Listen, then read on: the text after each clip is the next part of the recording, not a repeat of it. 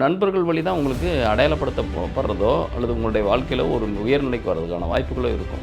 ஒரு 3 மாத காலங்கள் மட்டும் கொஞ்சம் பி குவைட் இருந்தீங்கன்னா மட்டும்தான் அதுக்கப்புறம் உங்களுடைய ரியல் வேல்யூவில் நீங்கள் பயணிக்கிறப்ப அழகாக அருமையான வாழ்க்கையை நீங்கள் வாழ்றதுக்கான வாய்ப்புகள் இருக்கும். அனைவருக்கும் வணக்கம். இன்றைய காணொளி வருகின்ற குரு பயிற்சி மே 1 குரு பயிற்சி வருது. அந்த குரு பயிற்சியின் அடிப்படையில் குரு பார்வை, வியாழன் நோக்கு, குரு நோக்கு இதெல்லாமே வந்தால் தான் திருமணம் நடக்கும் அப்படின்றது ஒரு நம்ம மைண்டில் ரொம்ப டெபாசிட் ஆகிருக்கிற ஒரு விஷயம். இன்னொன்று, குரு பயிற்சி வர்றதுனால என்னென்ன ராசிகள் பரிகாரம் பண்ணணும், பரிகாரம் செய்ய வேண்டிய ராசிகள் அப்படின்றது என்னன்னாக்கா வியாழன் பார்வைப்படாத ராசிகள், அப்புறம் 3, 11 இல்லாத ராசி எல்லாமே பரிகாரம் பண்ணணும். அதாவது மேஷம், ரிஷபம், மிதுனம், அப்புறம் சிம்மம், துலாம், தனுசு, கும்பம், மீனம் இந்த ராசிகள்லாம் பரிகாரம் பண்ணணும். அப்படின்னா வியாழனோட அதாவது குருவோட சம்மந்தப்படாத ராசிகள் அப்படின்றது சொல்லலாம். இந்த ராசிகள் எல்லாம் இதெல்லாம் சம்மந்தப்படாத ராசிகள் நீங்கள் போய் பரிகாரம் பண்ணிங்கனாக்கா உங்களுக்கு வரக்கூடிய கஷ்டங்கள் எல்லாம் நீங்கி போயிடும். நீங்கள் கொடுத்த கடன்லாம் உடனே அவங்களே வீடு தேடி வந்து கொடுத்துருவாங்க. நீங்கள் வாங்கின கடனை அவங்க வந்து வேவர் பண்ணி விட்ருவாங்க. அதாவதுமா நீங்கள் பணம் தர வேண்டியதில்லை, நீங்கள் கடன்லாம் உங்கள் சார்பாக குரு பகவானே கட்டிட்டாரு, அதனால் நீங்கள் கடன் கட்ட தேவையில்லை அப்படின்னு சொல்லிடுவாங்க.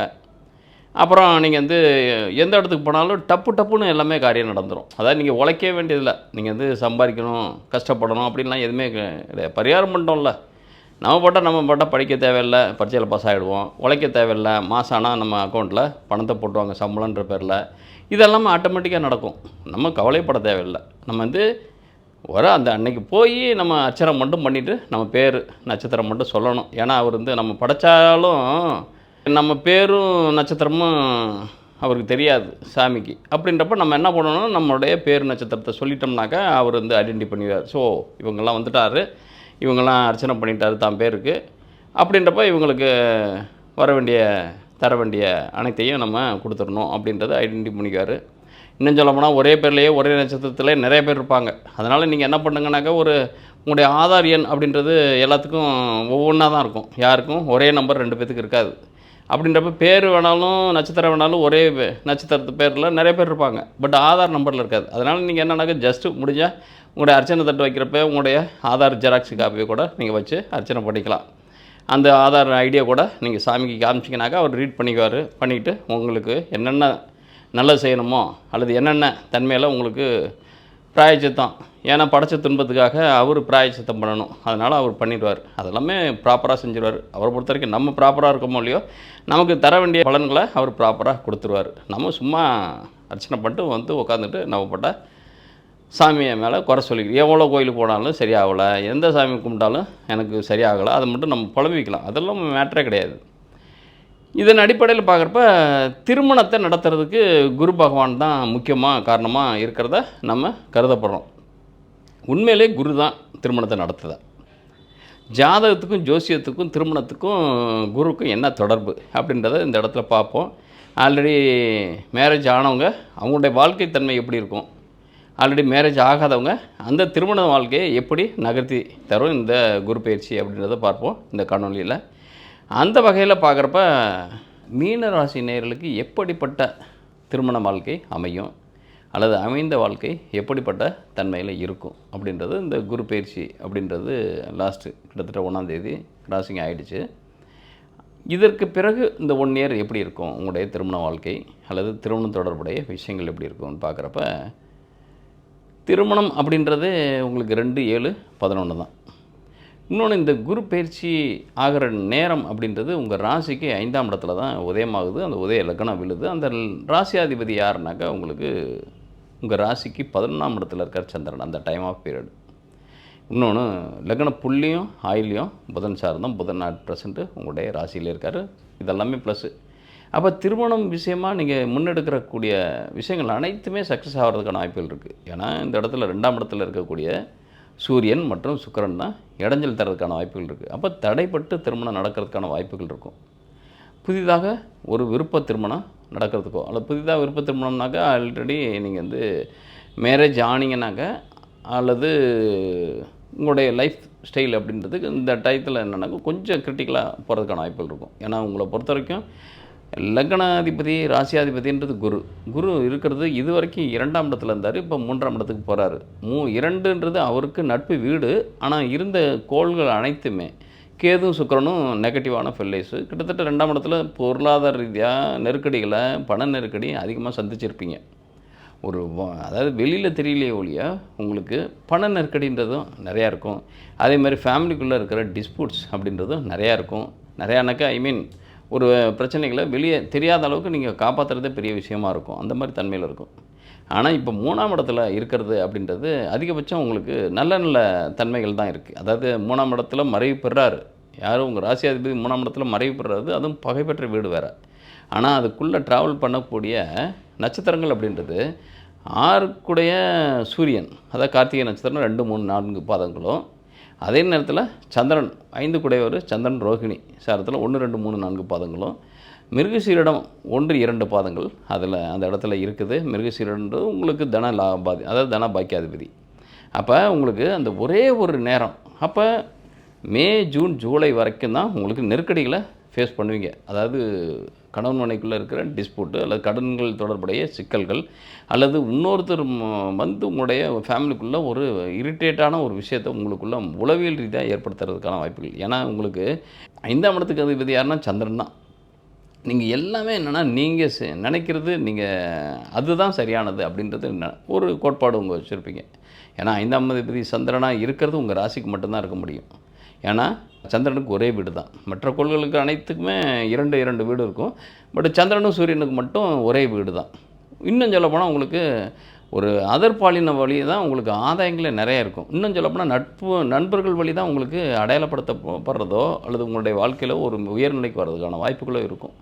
இன்னும் சொல்லப்போனால் ஃபேமிலி வைஸு கொஞ்சம் டிப்ரெஸ், அதாவது அடுத்தவங்க யாராவது ஒரு இன்டர்ஃபை ஆகி அதனால் கொலாப்ஸ் ஆகிறது தான் அதிகபட்சம். அது நட்பு ரீதியில் வரக்கூடிய நபராக இருக்கலாம், அல்லது உங்களுக்குன்னு அமையும் பாருங்கள். அந்த மாதிரி ஒரு தரித்திரம் பிடிச்ச ஒரு நபர் உங்களுக்கு யாரெல்லாம் பிடிக்கலையோ அது உங்களுடைய லைஃப் பார்ட்னருக்கு பிடிக்கும். உங்களை இதெல்லாமே விட்டுடலாங்க, ஏதெல்லாம் ஏன் போட்டு இழுத்துட்ருக்கீங்க அப்படின்னா அதை தான் பிடிச்சி தொங்கிட்டு இருப்பாங்க. அதாவது சில விஷயங்கள் என்னென்னா நமக்கு இது லைஃபுக்கு யூஸ் ஆகாது, அந்த நட்பு நமக்கு லைஃபுக்கு யூஸ் ஆகாது, அல்லது நம்ம ஏதாவது யூஸ் அற்ற தன்மையில் இருக்கக்கூடிய நட்புன்றது வேறு. ஆனால் நமக்கு பிரச்சனை தரக்கூடிய நட்புகளை தொடர்ந்து நம்ம கண்டினியூ பண்ணி கொண்டு வரணுன்றது அவசியம் இல்லை. ஆனால் அது தானாக வேறு வேலையே இல்லை, சூழ்நிலை சந்தர்ப்பத்தின் அடிப்படையில் அது கூடவே ட்ராவல் ஆகிறதுக்கானது. அப்போ ஒரு பஸ்ஸுலேயோ ட்ரெயின்லேயோ போகிறோம், உங்கள் நண்பர்களோட அல்லது அறிமுகமாக ஆகாத தன்மையில் இருந்தால் கூட ஏதோ ஒரு பேச்சுவார்த்தை சுமூகமாக இருந்து பயணிக்கிறதுன்றது வேறு. ட்ரெயினில் உட்கார்ந்ததுமே இது ஏன் சீட்டு ஓன் சீட்டுன்னு சொல்லிவிட்டு சண்டை போட்டுட்டு மிகப்பெரிய அளவில் கலவரமாகவே ஆக்கிடுவாங்க. அதாவது என்னன்னாக்கா ஒரு சண்டை உச்சக்கட்டத்துக்கு வார்த்தைகளை தடிமமாகவே பேச ஆரம்பிச்சிடுவாங்க. அதுக்கப்புறம் டிடிஆரோ அல்லது டிக்கெட்டோ பார்த்து நான் அவங்களுடைய நம்பரு, அது சீட் நம்பர், பர்த் நம்பர் எல்லாம் செக் பண்ணி பார்த்ததுக்கப்புறம் பக்கத்திலே தான் இருக்கும். அதை மாற்றி உட்காரத்துல அந்த அண்டர்ஸ்டாண்டிங் இல்லாத தன்மையில் ஏற்பட்ட அந்த அந்த ட்ராவல் முடிகிற வரைக்கும் அந்த கூட பயணிக்கணும். ஆனால் அவங்களோட ஸ்மூத்தாக பேசவோ பார்க்கவோ முடியாத தன்மையில் இருக்கணும். அது கொஞ்சம் கடினமான தன்மை, அதுதான் நடக்கும். அப்போ ஏதோ ஒரு கட்டத்தில் ஓப்பனிங்கே இரிட்டேட்டாக இருக்கும், பட் அவங்களுடைய கம்ப்ளீட்டாக ட்ராவல் பண்ணக்கூடிய தன்மையில் இருக்கும். அப்போ நம்ம எந்த இடத்துலையுமே வார்த்தைகளை ரொம்ப ஏன்னா இந்த இடத்துல 6ஆம் அதிபதி 2ல் யாரோட இருக்காருன்னா 3, 8 கூட சுக்கிரனோடு சேர்ந்துருக்கார். அப்போ வார்த்தைகளில் வரக்கூடிய விரசங்கள் மட்டும்தான் விபரீத விளைவுகளை உங்களுடைய லைஃப்பில் கொடுக்கறதுக்கான வாய்ப்புகள் இருக்கும். அப்போ நீங்கள் உங்கள் லைஃப் பார்ட்னர் மேலே ப்ளேம் பண்ணுறதோ அவங்க இப்படி தான் அவங்க இப்படி தான்றது நம்ம யோசிக்கிறது தவறான ஒரு விஷயம்.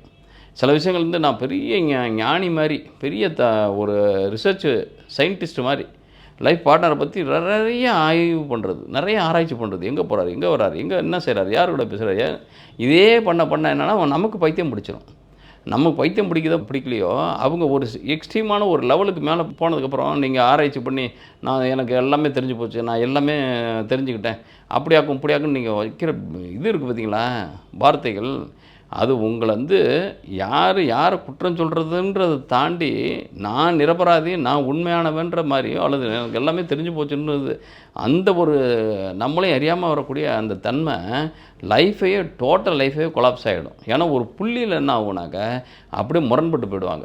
முரண்பட்டுன்னா அதான் எல்லாமே முழுக்க நினச்சதுக்கப்புறம் முக்காடு எதுக்கு அப்படின்னு சொல்லிட்டு அந்த உங்களால் ஏற்பட்ட அவமானங்களையோ உங்களால் ஏற்பட்ட அசிங்கங்களையோ உங்களால் கௌரவமாக இருந்த தன்மைகள் வந்து எல்லாத்துக்கும் தெரிஞ்சு போச்சு, இனிமேல் என்னத்த அப்படின்ற லெவல். ஆமாம் அப்படி தான், இப்போ என்ன செய்யன்ற இருந்தால் இல்லைனா கிளம்பு அப்படின்ற மாதிரி போயிடும். அப்போ அந்த மாதிரி சூழல் வந்ததுக்கப்புறம் அவங்களோட நம்ம கூட பயணிக்க முடியுமானாக்கா நீங்கள் ஒரு ஒரு ஸ்லேவ் மாதிரி தான் பயணிக்கணும், வேறு வழியே இல்லை. அப்போ நம்ம ஒன்றும் விலகி போகணும், விலகி போக முடியாது. அல்லது ஸ்லேவ் மாதிரி தான் பயணிக்கணுனாக்கா அது நம்முடைய டிக்னிட்டிக்கு ஒத்து வராது. அப்போ என்ன பண்ணுவீங்க, அப்படியே இதெல்லாம் பல்ல கடிச்சிக்கிட்டே. அப்போ இருக்கிற என்விரான்மெண்டல், இருக்கிற சூழல், இருக்கிற உறவுகளில் ரொம்ப ரொம்ப, ஏன்னா இந்த இடத்துல புதன் தான் உங்களுடைய உறவினர். அவர் இருக்கிற இடம் வந்து சுயசாரம் பெற்ற தன்மையில் உங்களுடைய ராசியிலே இருக்கார். கூட ராகுவோட சேர்ந்துருக்கார், கூட செவ்வாயோட சேர்ந்துருக்கார். அதிகபட்சம் உறவினர் வந்து கொஞ்சம் எட்டமாக விலகி இருக்கிறது கொஞ்சம் பெஸ்ட்டு. நார்மலாகவே உறவினர் வந்து எட்டமாக இருக்கிறது நல்லது. ஆனால் உங்கள் ராசிக்கு வந்து உறவுகள்ன்றது 4ஆம் இடத்துக்கு அதிபதி இருக்கிற இடம் 7 கூடன்னு இருக்கிற இடம் உங்களுடைய ராசியிலேயே. அப்போ 6ஆம் அதிபதி தான் பிளவுகளை ஏற்படுத்துறது, அவர் 2ல். அப்போ உங்கள் வார்த்தையாலே உங்களுடைய உறவினர் கெட்டு போகிறதோ உறவுகள் கெட்டு போகிறதோ இதெல்லாமே நடக்கும். அப்போ இந்த குரு பயிற்சின்றது இந்த குரு பயிற்சி நடக்கக்கூடிய காலகட்டத்தில் பார்த்திங்கன்னா சுக்கிரனும் மற்றும் சூரியனும் 6, 8 கூடையவர் சேர்ந்து 2ல் இருக்கார். அப்போ வார்த்தைகளில் ரொம்ப ரொம்ப கவனமாக இருக்கணும், உறவுகள் அது சிதைக்காத அளவுக்கு பார்த்துக்கணும், இதெல்லாமே இருக்கும். சரி, திருமணம் எப்படி இருக்கும் அப்படின்றப்பனா, திருமணம் ஏதாவது நடக்குமா அப்படின்னா, காதல் திருமணங்கள் அழகாக நடக்கிறதுக்கான வாய்ப்புகள் இருக்கும், புதிய காதல் மலர்றதுக்கான வாய்ப்புகள் இருக்கும். ஏன்னா இந்த இடத்துல 5ஆம் இடத்துல உதயமாகுது. 5ஆம் இடத்துக்கு அதிபதி சந்திரன் வந்து இருக்கிற இடம் சுயசாரம் பெற்று 11ல் இருக்கார். எப்போயுமே 2, 5, 7, 11 சப்போர்ட் பண்ணாலே போதும், அது லவ் மேரேஜ் சக்ஸஸ் ஆகிடும். இந்த இடத்துல இப்போதைக்கு ஒரு 3 மாதம் மட்டும் உங்களுக்கு நெகட்டிவாக தான் தெரியும். எல்லாமே புதிய காதல் மலர்ந்தாலும் சரி, அந்த காதலை கண்டினியூ பண்ணாலும் சரி, அது திருமணமாக கன்வெர்ட் பண்ணுறதுக்கான காலகட்டங்கள் கிடையாது. அதே நேரத்தில் ரோகிணிக்குள்ளே குரூப் நுழைஞ்சிட்டாருனாலே அதிகபட்சம் அவங்களுடைய 2, 3, 4 பாவங்கள் தான் செயல்பட ஆரம்பிச்சிடும். அப்போ 2ஆம் படம் குடும்பஸ்தானம் ரோகிணி 1 அப்படின்னம்னாக்க குரு பயந்தாருன்னு வச்சுங்க. ரோகிணி 1ன்றது உங்களுடைய 2 கூடைய 2ஆம் இடத்துக்கு அம்ச ரீதியாக பார்த்திங்கன்னா 2ஆம் இடம். அப்போ குடும்பத்தை தரும், தைரியத்தை தரும், சுகத்தை தரும், அப்புறமா புத்திர பாக்கியத்தை தரும். அப்போ ரோகிணியில் குரு பயணிக்கிற காலத்தில் தான் உங்களுக்கு ஒரு அழகான ஒரு லைஃப்பை புதுசாக இனிஷியேட் பண்ணுறதுக்கான வாய்ப்போ அல்லது கிடைச்ச லைஃப்பை அழகாக அனுபவிக்கிறதுக்கான வாய்ப்பு இருக்கும். அப்போ 3 மாத காலங்கள் ரொம்ப கப்சிப்புன்னு இருந்தீங்கன்னா மட்டும்தான் அதோட பின்விளைவுகள். எப்போயுமே கிரகங்களுடைய திசாபுத்திகளின் அடிப்படையில் தான் பலன்கள் நடக்கும். அப்படின்றப்ப அது ஒரு நல்லா தான் எழுதியிருப்பீங்க பேப்பர், ஆனால் அந்த வேல்யூவர் இருக்காங்க பார்த்தீங்களா, அந்த நேரத்தில் அவங்களுக்கு ஒரு ஃபோன் கால் வருதோ அல்லது ஃபோன் கால்லாம் இல்லை, அவர் சூப்பர்வைசரோ அல்லது ஹால் லீடரோ வந்து என்ன இப்படி அப்படின்னு ஒரு ஏதோ ஒரு அவங்களுக்கு ஒரு கான்ட்ரவர்சி நடந்துச்சுன்னு வச்சுங்க. அதுக்கப்புறம் திருத்த போகிற பேப்பர்கள் பார்த்தீங்கன்னாக்கா அதோட ரியல் வேல்யூ வராது. அதில் எல்லாமே ஹியூமன் தானே.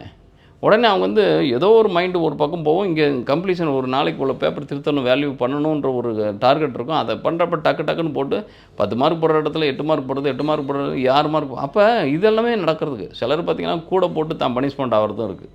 சிலர் ரொம்ப கம்மியாக போட்டு அது ரீவேல்யூ போட்டு அதுக்கப்புறம் பெனால்ட்டி கட்டுறதும் அல்லது அவங்கள டீக்ரேட் பண்ணுறதும் இருக்குது. இது மாதிரி மனநிலை மாறுறதுக்கான வாய்ப்புகள் நிறையா இருக்கும். அப்போ நீங்கள் வந்து இந்த இடத்துல ரொம்ப ரொம்ப திருமண ஆனவர்கள் வந்து உங்களுடைய வாழ்வில் உங்களுடைய குடும்ப ரீதியாக உங்களுடைய தம்பதிகள் ரீதியாக இருக்கக்கூடிய பிணக்குகளுக்கு ரொம்ப முக்கியத்துவம் கொடுக்காம, ரொம்ப ஆராய்ச்சி பண்ணாமல் அவங்கவுங்க ரோலை மட்டுமே அவங்கவுங்க தன்மைகளை மட்டுமே ஆய்வு பண்ணணும். ஏன்னா ஜஸ்ட்டு இப்போதைக்கு ஒரு 3 மாதம் மட்டும் தான் கடத்தணும். ஏன்னா அவர் அம்ச ரீதியாக பார்த்தீங்கன்னா 10, 11, 12 தான் இனிஷியேட் பண்ணுவார். யார்? சூரியனுடைய இப்போ 10ஆம் இடத்துல உங்கள் ராசிக்கு 2ஆம் இடத்துல குரு இருந்த குரு ஆக்டிவ் வந்து 10 வேலை மாற்றம், வேலை வெளி ஆதாயம் இதெல்லாமே செய்யும். இப்போ 11, 12 மட்டும்தான். அப்போ 11, 12 ராசி இந்த தான் அவர். ஏன்னாக்க கார்த்திகை 2, 3, 4 போகிறப்ப 11, 12, 1 இந்த ராசி இந்த பாவங்களை மட்டும்தான் இயக்கும். அப்போ விரயங்கள் நடக்கும். அது சுப விரயங்களாக மாற்றுறது உங்களுடைய ஒரு படிப்புக்கான செலவாக இருக்கலாம், வீடு கட்டுறதுக்கான செலவாக இருக்கலாம், வண்டி வாங்குறதுக்கான செலவாக இருக்கலாம், அல்லது ஏதோ ஒரு நல்லது கெட்டது வீட்டில் நடக்குது, கெட்டதுன்றதை விட நல்லதுக்கு வாங்குறதுக்கான செலவாக இருக்கலாம். இந்த மாதிரி கன்வெர்ட் பண்ணுங்கள். அது கொஞ்சம் உல்லாசங்கள் செலவு பண்ணுறதுக்கான வாய்ப்புகளை பெறுங்க. அது எல்லாமே நல்லா இருக்கும். அதை விட்டுட்டு நம்ம வந்து அந்த ஒரு ஏன்னா இந்த இடத்துல ரியலாக வேல்யூ என்ன பண்ணணுனாக்கா உங்களுக்கு இந்த 6 கூடையன் 2ல் 8 கூடையன் 2ல் சுக்கிரன் சூரியன் மட்டும் 2ஆம் இடத்துலேருந்து உங்களுடைய வார்த்தைகள் தடிமமாகி, ஏன்னா 2ஆம் அதிபதியும் தனக்கு 12ல் உங்கள் ராசியில் இருக்கார். கோபங்கள் எது எடுத்தாலும் கோபம் வருது, அல்லது உள்ள கங்கு மாதிரி வச்சுக்கிட்டு ஒரு நயவஞ்சகமான தன்மையில் அதாவது ஆக்ட் பண்ணுறது. அது என்ன இருந்தாலும் அடுத்தவங்க வந்து அதை ஈஸியாக அப்சர்வ் பண்ணுவாங்க. நீங்கள் இந்த மாதிரி மைண்ட் செட்டில் இருக்கீங்க, இந்த மாதிரி மைண்ட் செட்டில் இருக்கீங்கன்றது இது தெரிஞ்சு போயிடும். அப்போ நீங்கள் என்னன்னாக்கா ரொம்ப கான்ஷியஸாக இருங்க, ரொம்ப கவனமாக இருங்க. இந்த குரு பயிற்சின்றது திருமணமானவர்களுக்கு பார்த்தீங்கன்னாக்கா ஒரு 3 மாத காலங்கள் நீங்கள் ரொம்ப செல்ஃப் கண்ட்ரோலில் இருந்தீங்கன்னா மட்டும்தான் அதோட பஸ்ட் ஆகாத தன்மையில் உங்களுடைய லைஃபு அழகாக மாறும். இல்லைனாக்கா அதோட என்ன தான் நீங்கள் விட்டதுக்கப்புறம் நீங்கள் அந்த வார்த்தைகளை பெறுறதுக்கான வாய்ப்புகள் கிடையாது. நீங்கள் சொன்னதுக்கப்புறம் அந்த வார்த்தைகள் திரும்பி உங்களுக்கு வராது. அப்போ அவங்களுக்குள்ளேயே போகிறப்ப அதை திருந்தணும்னு நினச்சா கூட அது திரும்புறதுக்கான வார்த்தைகள் வாழ்க்கை இல்லாத தன்மையில் போகிறப்ப மீதி உங்களுடைய ஜென்மச்சாட்டிலேருந்து இதே நிலைகள் இல்லாத தன்மையில் இருந்துச்சுன்னா ஒன்றும் பிரச்சனை இல்லை. 3, 6, 8, 12 கூடிய தசாபுத்திகள் இல்லாமல் இருந்துச்சுனாக்கா அட் ப்ரெசென்ட்டு உங்களுக்கு மிகப்பெரிய அனுகூலமான பலன். ஏன்னா கம்யூனிகேஷன் ரிலேட்டடாக இனிமேல் தான் வரக்கூடிய காலங்கள் வந்து 10ஆம் அதிபதியும் ராசியாதிபதியும் குரு தான். குரு வந்து உங்களுக்கு சந்திரனில் பயணிக்கிறப்ப மிகப்பெரிய நீங்கள் நினைக்கிறதெல்லாம் சாதிக்கிறதுக்கான வாய்ப்பு, நினைக்கிறதெல்லாம் நடக்கிறதுக்கான வாய்ப்புகள் நிறையா இருக்க போகுது. அதாவது லவ் மேரேஜை அரேஞ்ச் மேரேஜாக கன்வெர்ட் பண்ணுறதுக்கான வாய்ப்புகள் இருக்குது. அல்லது உங்கள் தம்பதிக்குள்ளே இருந்த ஒரு மிகப்பெரிய பிணக்குகளை சரியாகிறதுக்கான வாய்ப்புகள், குழந்தை வரம் இல்லைனாக்கா, குழந்தை பாக்கியம் இல்லைனாக்கா அது சரியாகிறதுக்கான வாய்ப்புகள் எல்லாமே இந்த ரோகிணியில் குரு பயணிக்கிறப்ப கிடைக்கும். அப்படின்றப்ப அது வரைக்கும் ஒரு 3 மாத காலங்கள் மட்டும் கொஞ்சம் பி குவைட் இருந்தீங்கன்னா மட்டும்தான் அதுக்கப்புறம் உங்களுடைய ரியல் வேல்யூவில் நீங்கள் பயணிக்கிறப்ப அழகாக அருமையான வாழ்க்கையை நீங்கள் வாழ்கிறதுக்கான வாய்ப்புகள் இருக்கும். இந்த காணொலி பற்றிய கருத்துக்களை கமெண்ட் பாக்ஸில் பதிவிடுங்க. அதன்னில உங்களுக்கு ஏதாவது ஒரு முக்கியமான கேள்விக்கு பதில் வேண்டும் பட்சத்தில் கமெண்ட் பாக்ஸில் உங்களுடைய date of birth, time of birth, place of பர்த்தை போட்டு முக்கியமான கேள்வி எதுவோ அந்த கேள்வியை பதிவிடுங்க. நான் அதிலே பதிலளிக்க ட்ரை பண்ணுறேன். அதிகபட்சம் அதாவது என்னால் முடிஞ்ச நேரத்துக்கு எவ்வளோ நேரங்கள் இருக்கோ அந்த நேரத்துக்குள்ள பதிவிடுறேன். ரேண்டமாகவும் செலக்ட் பண்ணி போடுறதுக்கான வாய்ப்பு இல்லை. அதில் இம்பார்ட்டன்ஸான கொஸ்டினாக இருந்தால் முக்கியமாக நான் அதுக்கு உண்டான பதிலை கொடுத்துருவேன்.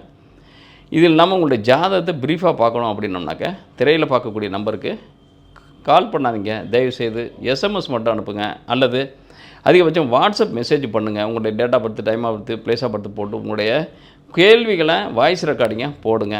போட்டிங்கனாக்கா எங்களுடைய கம்பெனிகள்லேருந்து காண்டாக்ட் பண்ணுவாங்க உங்களை, அல்லது நானே காண்டாக்ட் பண்ணுவேன். அதுக்கு உண்டான ஃபார்மாலிட்டிஸ் என்னவோ அதை கடைப்பிடிக்கும் பட்சத்தில் நான் வந்து டீட்டெயிலாக உங்களுக்கு வாய்ஸ் ரெக்கார்ட் பண்ணி உங்களுக்கு அனுப்பி வைக்கிறேன். நன்றி, வணக்கம்.